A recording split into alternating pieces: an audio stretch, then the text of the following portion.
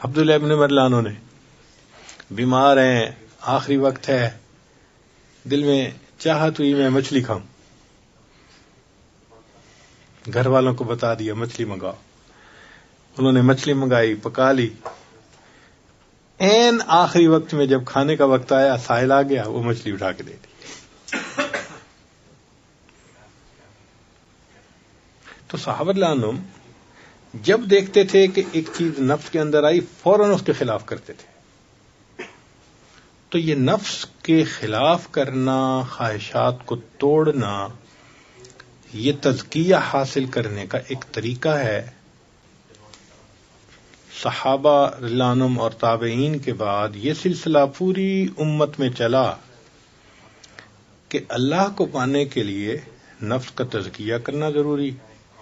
اور نفس کے تزکیہ کے لیے مجاہدے ضروری، جو سلف صالحین سے چلا آ رہا ہے، اور صحابہ کے ابتدائی دور میں یہی طریقہ چلا۔ چنانچہ تابعین کی زندگی کو دیکھ لیں، تبع تابعین کی زندگی کو دیکھ لیں، وہ اپنے اوپر اس قسم کی پابندیاں لگاتے تھے